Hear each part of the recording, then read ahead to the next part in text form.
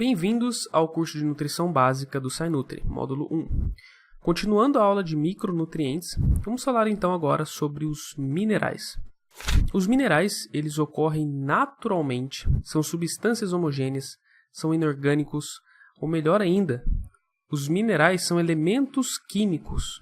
Eles ajudam no equilíbrio ácido básico, eles têm diversas funções participando como coenzimas, assim como as vitaminas que a gente acabou de ver, participando de várias reações, dentre outras funções. Várias funções celulares, funções importantes para a manutenção da saúde, dependem do estado nutricional de determinado mineral.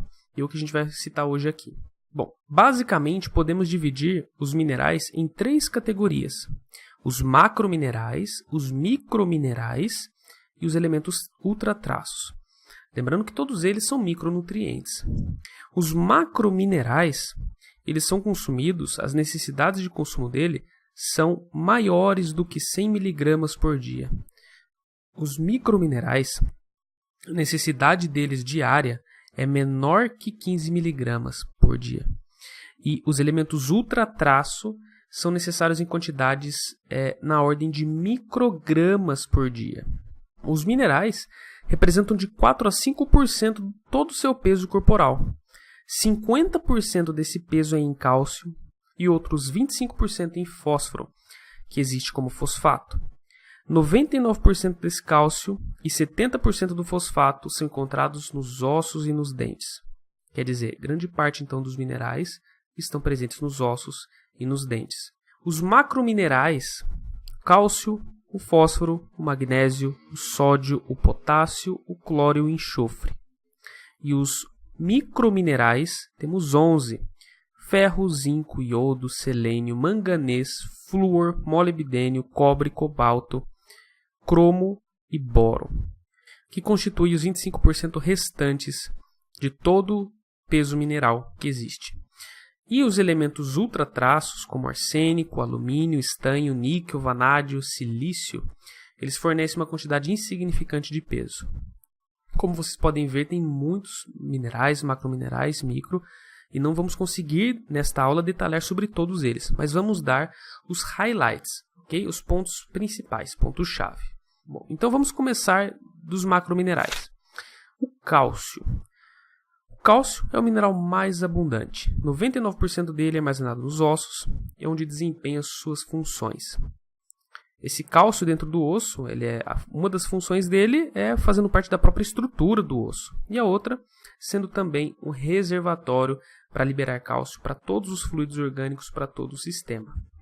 A principal fonte de cálcio da dieta do brasileiro, por exemplo, são os laticínios.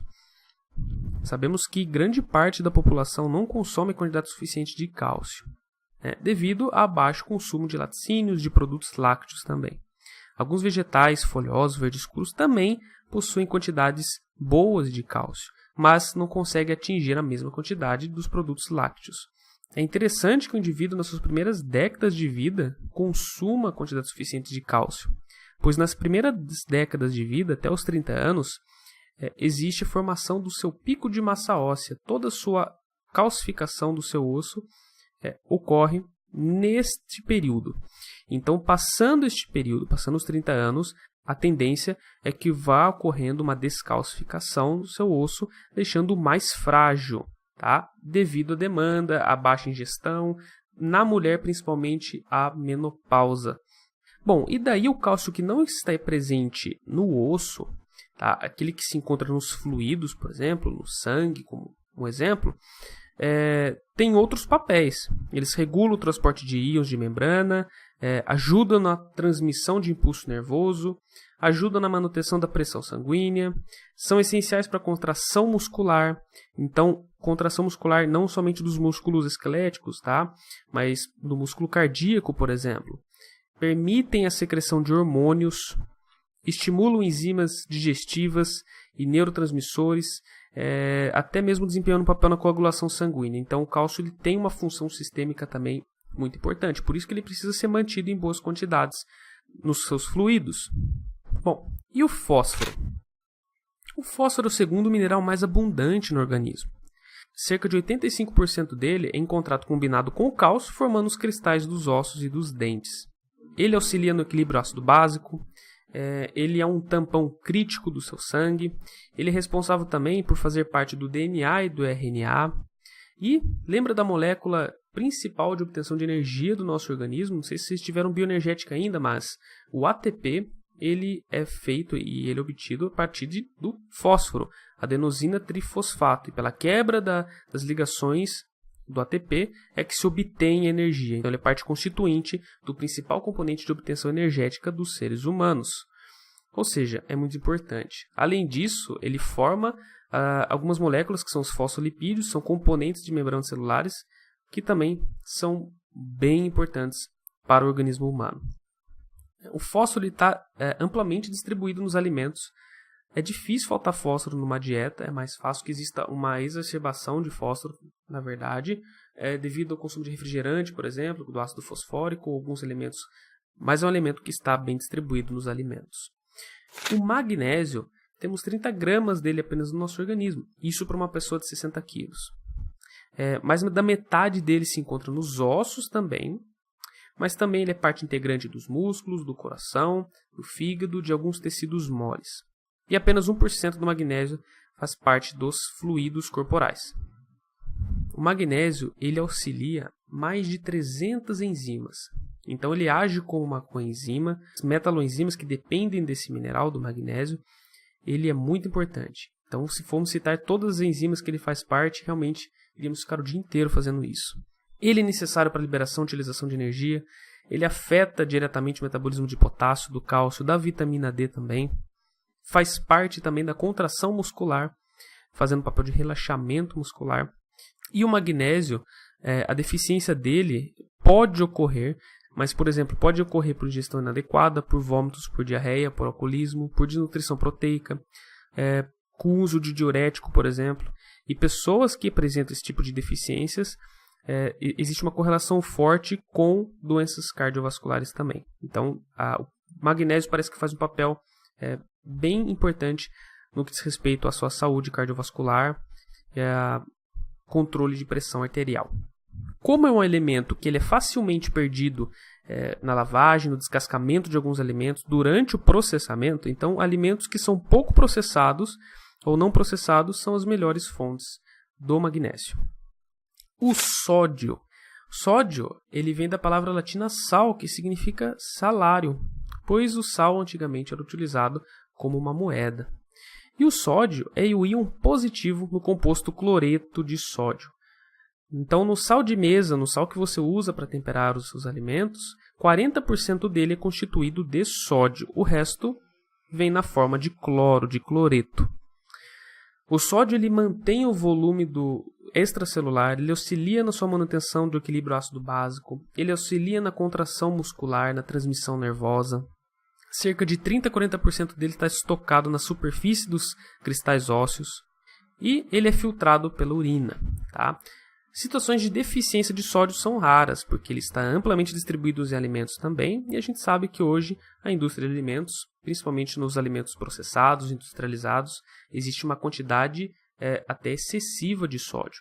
Então, como falamos da dieta do brasileiro, ele até ultrapassa a quantidade recomendada de sódio, que seria de 2,4 gramas ou 6 gramas de sal de cozinha por dia.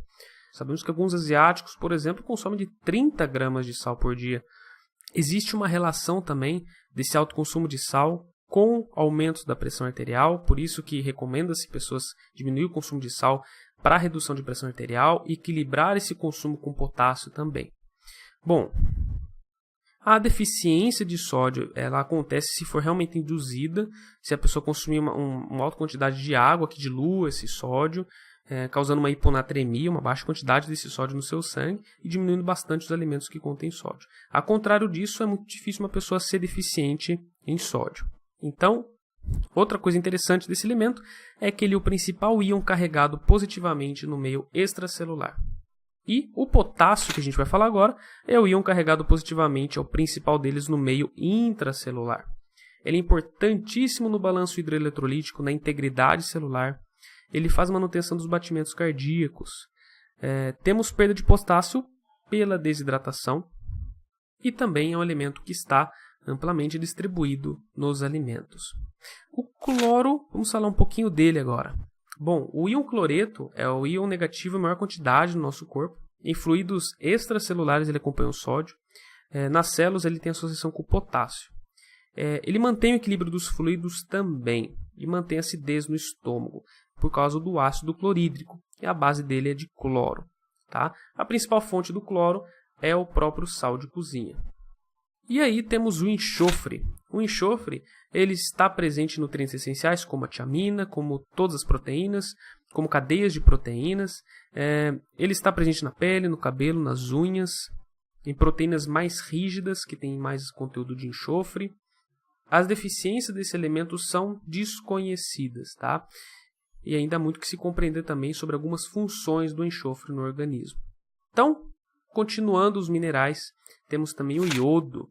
O iodo é necessário em uma quantidade muito pequena, ele faz parte da tiroxina, talvez a função mais conhecida do iodo que muitas pessoas conhecem é a sua participação na composição dos hormônios tireoidianos, que fazem regulação da sua taxa metabólica basal, do seu metabolismo.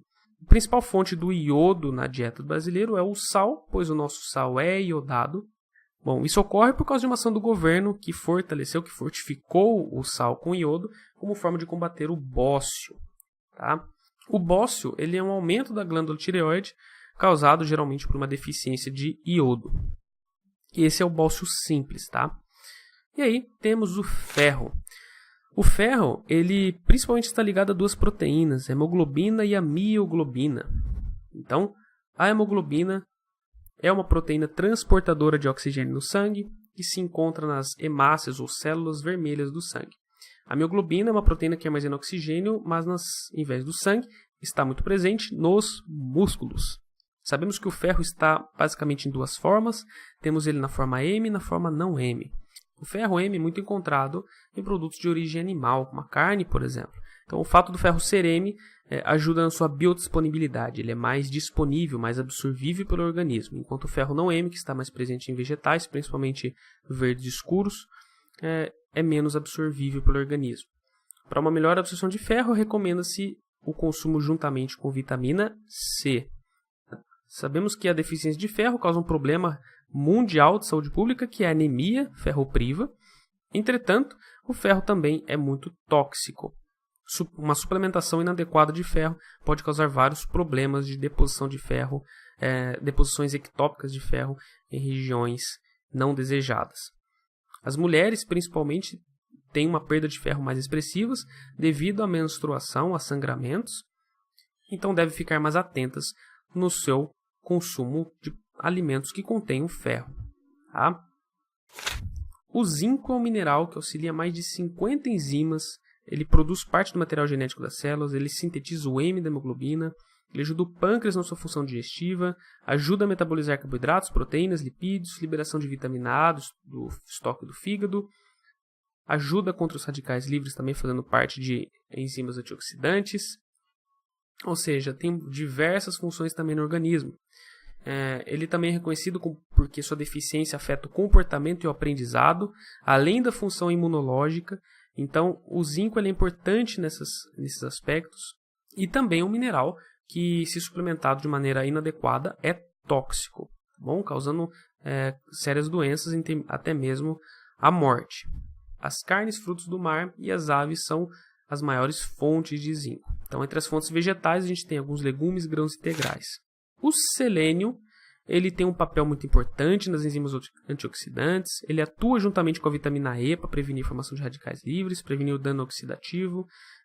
Ele tem um papel muito importante também na ativação do hormônio da tireoide e está amplamente distribuído em carnes, frutos do mar, vegetais e grãos crescidos em solos ricos em selênio, como exemplo da castanha do Pará. Pode ser um mineral tóxico também a partir do uso indiscriminado de suplementos. O flúor, ele não é essencial para a vida, mas na dieta ele é benéfico pela sua capacidade de inibir o desenvolvimento de cáries dentais.